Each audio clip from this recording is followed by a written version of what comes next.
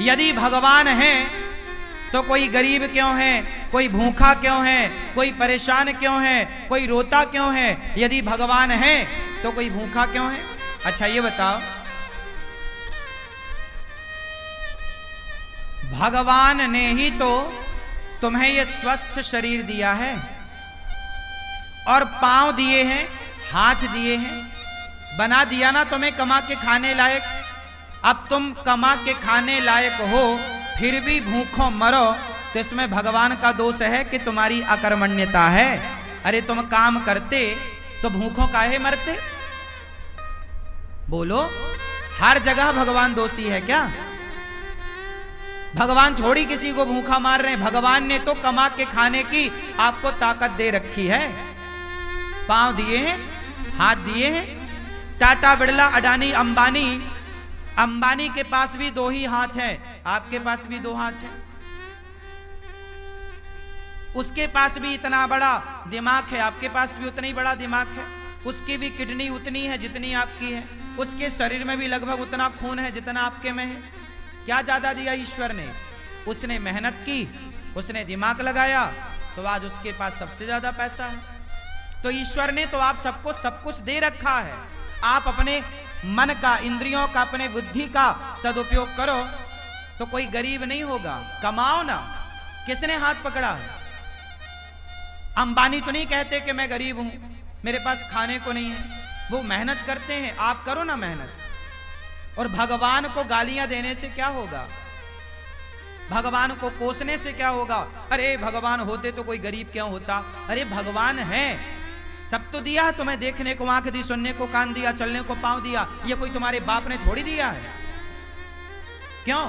तुम्हारे पांव तुम्हारे बाप ने दिए हैं क्या? तुम्हारी आंख तुम्हारे बाप ने दी है क्या? सब कुछ भगवान ने तो दे रखा है। अब फिर भी तुम भूखों मरो तो इसमें भगवान का क्या दोष है? तुम करते क्यों नहीं हो काम? इसलिए हर चीज के दोषी भगवान नहीं होते। आज का इंसान अपना दोष नहीं मानता कुछ। वो अपने ऊपर नहीं लेता कि जी मैं भी तो निकम्मा हूं। आजकल के लोग करते धरते कुछ नहीं है और चाहते इतना सारा है। हमारे पास हम धन्ना सेठ हो जाएं, पैसा हो जाए। अरे पैसा हो जाएगा, मेहनत करते हो क्या? मेहनत करने की क्षमता है? पसीना बहा सकते हो? तप सकते हो क्या? जो तप रहे हैं, जो मेहनत कर रहे हैं, वो आज सुखी हैं। वो नहीं रो रहे हैं कि हम गरीब हैं। जो मेहनत करेगा वो गरीबी की छाती चीरता हुआ आगे बढ़े। और जो मेहनत नहीं करेगा, अब तुम दिन भर तो क्रिकेट देखते हो 5 घंटा, दिन भर तो तुम मूवियां देखते हो, खटिया तोड़ते हो, कमाते धमाते बाप के टुकड़ों पे पलते हो। पापा जरा मोबाइल दिला दो, पापा जरा गाड़ी दिला दो, पापा जरा ये। अरे जिस उम्र में बच्चे अपने बाप के टुकड़ों पर पल रहे हैं, उस उम्र में ये अनिरुद्धाचार्य वृद्ध माओ की सेवा कर रहा है। तुम्हारी तरह हम भी आराम करते, तुम्हारी तरह हम भी आराम फरमाते रहते, तो हम भी तुम्हारी तरह बाप के टुकड़ों पे पलते होते। क्यों? मेहनत करोगे तो सब कुछ आएगा। मेहनत नहीं करोगे तो केवल रोना हाथ लगेगा तुम्हारे। भाग्य, कुछ लोग रोते हमारे तो भाग्य में ही नहीं है, हमारे तो भाग्य। अरे भैया, भाग्य में सब कुछ होता है। भाग्य तक पहुंचने के लिए क्या तुमने मेहनत करी? की ही नहीं। मेहनत करो, पसीना बहाओ। तुम्हें तो बस आराम चाहिए। हमारी 33 साल की आयु है। हमारी उम्र के लड़के देख लो, बाजार में शराब पी रहे हैं, बाप से कह रहे हैं पापा जरा मोबाइल दिला दो, पापा जरा गाड़ी दिला दो। बाप के टुकड़ों पे पल रहे हैं। हम भी तुम्हारी तरह बाप के टुकड़ों पे पलते तो हम भी तुम्हारी तरह होते। बाप के टुकड़ों पर ना पलो। युवा हो, पढ़े लिखे हो, सेल्फ डिपेंड बनो, मेहनत करो। और गरीबी का रोना मत रो, भूखमरी का रोना मत रो। मेहनत करने वाला कभी कहीं दुखी नहीं रह सकता। पसीना बहाने वाला, क्या आप पसीना बहाने को तैयार हैं? परंतु पसीना बहाने का भी एक फंडा है। सही दिशा में बहाया गया पसीना सार्थक होगा। आप गलत दिशा में पसीना बहाओ तो बहाते रहो, कोई अर्थ ना निकलेगा। पसीना भी कहां बहना चाहिए? सही दिशा में। आप पानी में लाठियां पीटो तो पसीना तो बहेगा, मेहनत तो होगी, एनर्जी तो वेस्ट होगी, पर उसका परिणाम कुछ ना आएगा। सही दिशा की ओर बढ़ो, सही लक्ष्य की ओर बढ़ो, सही प्लानिंग के साथ चलो, तब जाके परिणाम मिलेगा, गंतव्य तक पहुंचोगे, आपको मंजिल मिलेगी, मुकाम मिलेगा, सफलता मिलेगी, कामयाबी आपके कदम चूमेगी।